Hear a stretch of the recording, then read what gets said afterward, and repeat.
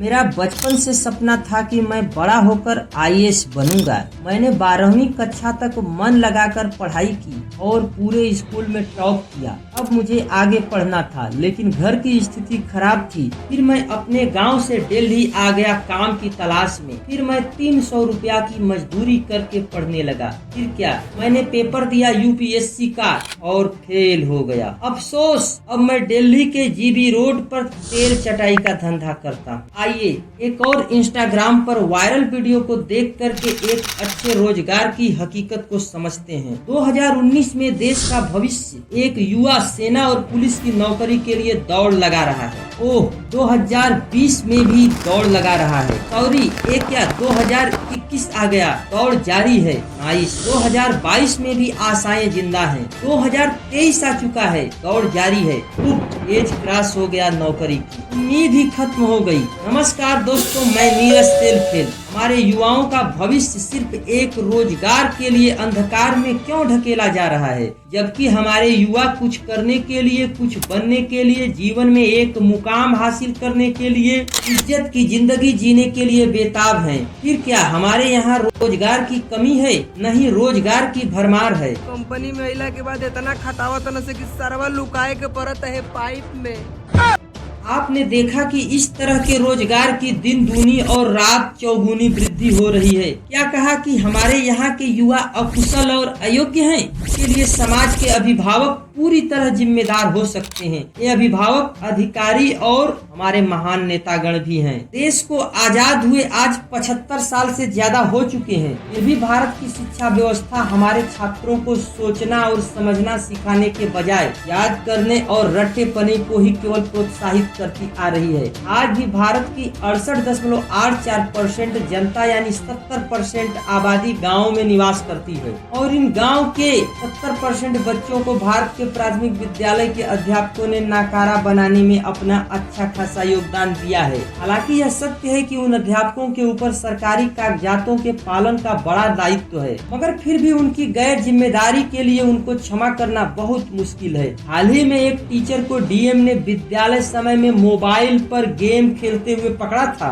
हमारे यहाँ व्यावसायिक शिक्षा की कमी है। अधूरा करियर मार्गदर्शन से छात्र भ्रमित हो जाते हैं और मजबूर होकर के पारंपरिक शिक्षा की भेड़ चाल में शामिल हो जाते हैं। ये सारी परीक्षाएं पास करने के बाद एक नौकरी की तलाश में अपने जीवन के अमूल्य क्षणों को नौकरी की खोज में दुख और निराशा के भंवर में खुद को तिरोहित करते रहते हैं। जबकि जर्मनी में 6 से 10 वर्ष की उम्र के बच्चों को प्राथमिक स्कूल मुंडशुले अनिवार्य शिक्षा 1ली से 4थी है। फिर इसके बाद टाउपटशुले 5वीं से 9वीं में बच्चे की मानसिक क्षमता के आधार पर व्यावसायिक या अकेडमिक शिक्षा का दरवाजा खोला जाता है। यहाँ पर इसका अनुमान लगा दिया जाता है कि यह बच्चा या तो नौकरी करेगा, अधिकारी बनेगा, कर्मचारी बनेगा, या फिर यह व्यवसाय करने के लायक है, मजदूरी करने के लायक है। उसी को दृष्टिगत रखते हुए उसको आगे की कक्षाओं में प्रवेश दिया जाता है। जबकि हमारे भारत देश में इसका मापन करने का कोई भी सिस्टम मौजूद नहीं है। सभी लोग अपने मन से काम करते हैं। इसकी वजह से जर्मनी में फालतू के डिग्री धारियों की संख्या बड़ी कम है। भारत में भी ऐसे ही बदलाव की बहुत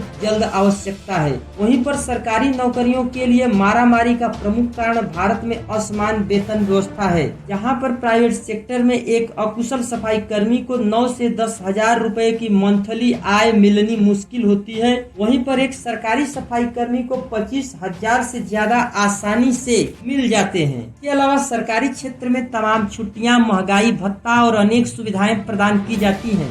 क्यों न हर युवा अपनी 5 उंगलियों को घी में डुबोने का प्रयास करे। कम वेतन से परेशान ढेर सारे अग्निवीर नौकरियों को करने से कतरा रहे हैं और आप कहते हैं कि जनसंख्या काफी ज्यादा है। आपने जनसंख्या वृद्धि रोकने के लिए चीन की तरह कड़ा कानून क्यों नहीं बनाया? इस तरह हम यह जान सकते हैं कि हमारी नीतियों ने इस तरीके की घटिया परिस्थितियां पैदा की हैं। वहीं पर जर्मनी में सरकारी और गैर गैर सरकारी क्षेत्र में वेतन देने के मामले में इतनी असमान व्यवस्था नहीं है। यहाँ पर एक ही कार्य के लिए 3000 यूरो गवर्नमेंट सेक्टर में दिया जाता है, तो वहीं कम से कम प्राइवेट सेक्टर में 25,000 यूरो तो दिए ही जाते हैं। यहाँ पर इंडिया में एक प्राइवेट टीचर को 10,000 रुपया महीना मिलना मुश्किल है, वहीं पर सरकारी क्षेत्र में 50 से 60,000 रुपया आम बात है। अन्य सुविधाएं अलग से दी जाती हैं। भारत में प्राइवेट और सरकारी नौकरियों में वेतन असमानता के कुछ कारण की जांच और सुधार सुझाव की बात करते हैं। सरकारी नौकरियों में वेतनमान सामान्यतः केंद्रीकृत वेतन आयोग द्वारा निर्धारित किया जाता है, वहीं पर प्राइवेट नौकरियों में मालिक की मर्जी और वर्कर की मजबूरी को भांप करके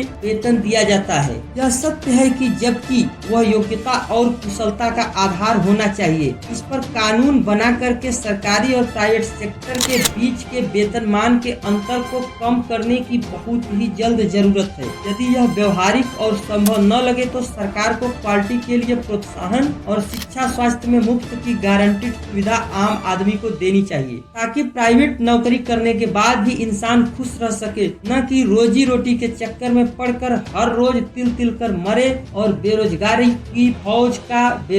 की फौज का हिस्सा बना रहे।